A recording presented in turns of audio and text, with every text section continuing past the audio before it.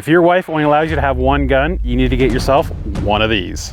What I'm holding here is an action, a center body, and a scope. Can we take this one platform and build it into a match rifle that can rival my custom 6.5 Creed, and then take the exact same platform and build it into a complete opposite, a hunting rifle that can shoot just as well as my 7 PRC. Okay, we're gonna go and put 2 different barrels, forends, buttstocks, and even 2 different cartridges into one do-it-all platform and see how it stacks up against my top-end purpose-built guns. And stick around to the end because we even have a secret third build you won't wanna miss.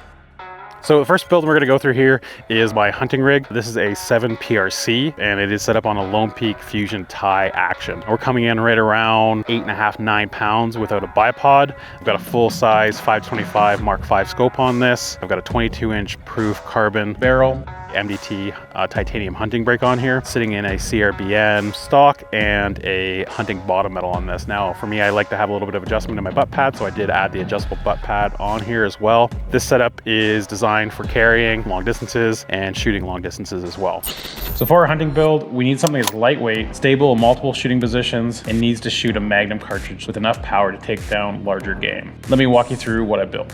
Now the part that is going to stay the same through all these builds is going to be the center body LSS Gen 3, the Lone Peak Fusion action, short action, and on top here a Leupold Mark V 5-25. As I showed you before, my other hunting rifle is a 7 PRC. This one's going to be a 6.5 PRC because we're running on one single short action. The only thing I have to do now is go to a Magnum bolt face, so I have an extra bolt here for that.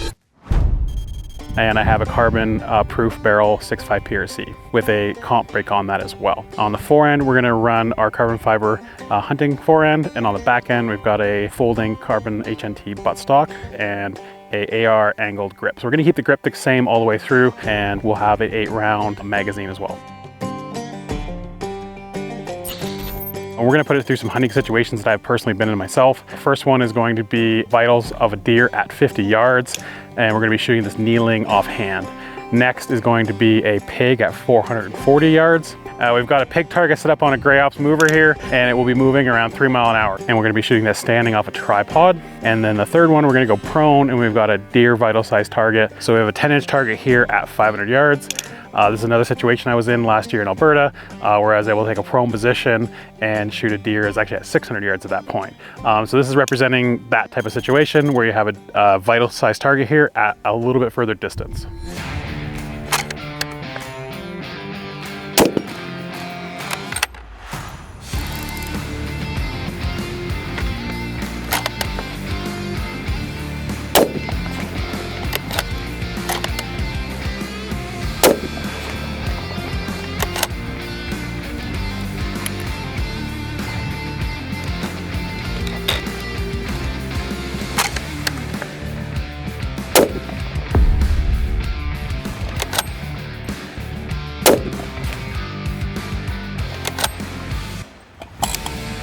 Okay, so that was pretty good. Obviously 50-yard shot offhand is easy. And that would have been a dead deer. On the pig there, I shot it and impacted on it. I couldn't actually see where I was impacting on that one because of the amount of recoil off the tripod here. From prone, I was able to see that my miss was off the right, went basically where I aimed at. So I held straight up or a little bit left and hit the target then.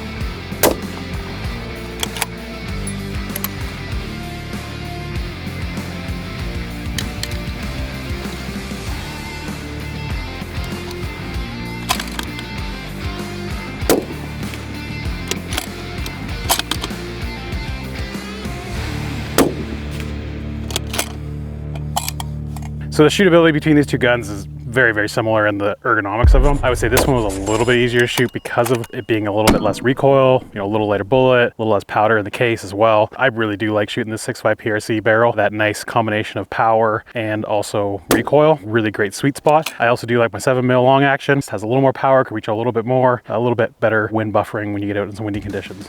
So now that we've seen our LSS hunting setup right alongside our top end hunting rifle, it's time to tear it back down to the base platform and see if we can build it back up into a top end match rifle. Okay, Okay, so the next build up here is my match gun. This is a J. Allen Gen 5, 6.5 Creed. All together, this whole package is coming in right around like 23, 24 pounds. Got a massive barrel on here to get the weight out as far as possible. Also have an extension for the Arca rail here. For the action on this, I have a Lone Peak Fusion steel action, full top rail. Weights on the side here, 3/8 on the side to help weight down the front end. Control point on here as well. On the top here, I have a Collis 5-40 scope, and also running a red dot on this as well. And this is in a 419 mount because it's 36 millimeter. It's designed to shoot off barricades, prone if we have prone shots, stuff like that. Overall, just a setup that is designed for PRS matches. So for our LSS comp build, we need something that's going to be heavier, more rigid, a little more adjustable, and can be balanced out perfectly and fit perfectly as well. We're going to want to go with something with lower recoil so we can actually see our shots downrange. We're going to go to a 6.5 Creedmoor. With this setup, we're going to need to put on a new barrel, and we're going to need to change out the bolt for a different bolt face. People mix up caliber stuff all the time, thinking that either that's possibly the same cartridge. It is not. You cannot run your 6.5 Creed and your 6.5 PRC and vice versa. You will have a bad day if you do. If you don't have a comfort level with switching barrels around and doing this type of thing, I would not recommend doing it.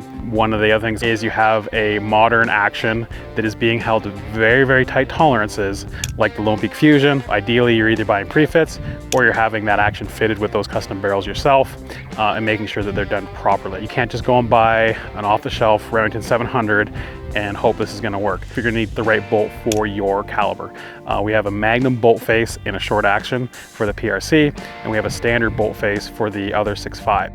I also do have a 223 barrel that I could throw on this that has an even smaller bolt face for the 223 cartridge. You're going to need a barrel vise to clamp your barrel inside of.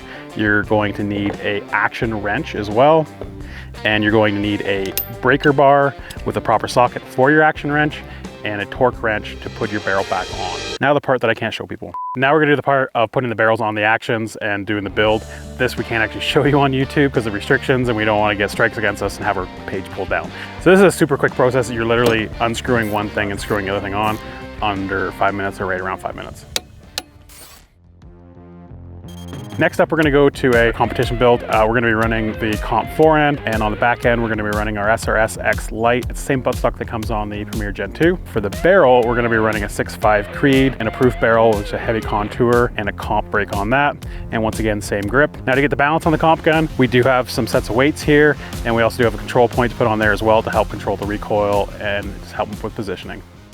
So the stage we're gonna run off this barricade is 4 positions, 8-inch target at 400 yards. So this test is going to be based off the amount of time it takes to run this barricade and the amount of impacts I have downrange as well.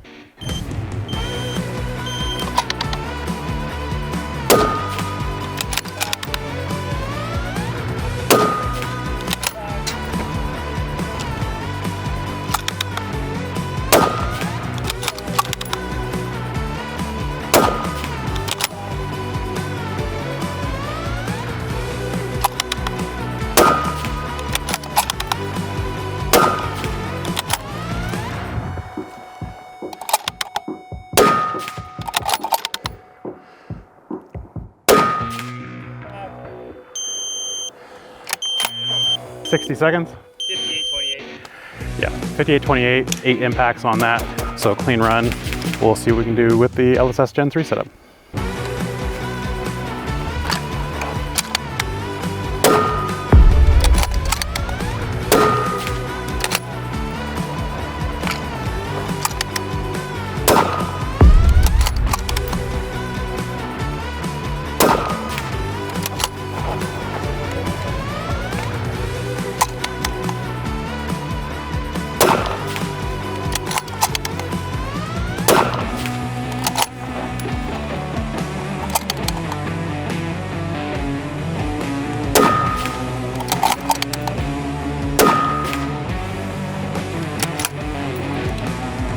Okay, so we just ran the LSS Gen 3 through our PRS barricade test. It worked really well for what the setup is.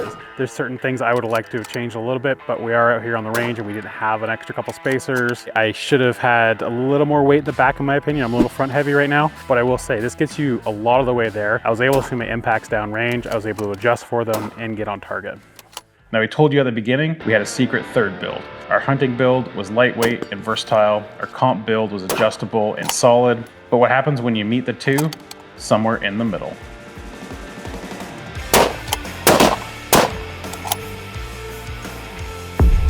The last build we're gonna do is also gonna be a 6.5 Creed. Marketing team wanted me to do this one. For the barrel, we have a Murder Hornet fluted steel proof barrel, hunting brake on there. On the front end, we're gonna run the tactical forend on this with a partial pick rail on there. And on the back, we have our new Stalker Core buttstock and folder. It's growing on me a little bit. So the examples we went through today are definitely a more on the extreme or more experienced level for doing barrel changes, so on and so forth. Another great option here to do is go get a barreled action, say in like 6.5 Creedmoor, and maybe it's a little bit on the lighter side for hunting, a little bit on the heavier side for PRS, but it's a good compromise between the two of those. And then you can go and really base that chassis around what you're doing. You know, go and throw the competition forend on it for PRS matches, or go and throw the carbon fiber forend on it for, you know, NRL match or whatever you want to do like that. Or you can go build a cool build like this where, you know, you got a folder in the back end. It's got more of a tactical feel to it. Just kind of a cool build that's still a heck of a lot of fun to shoot.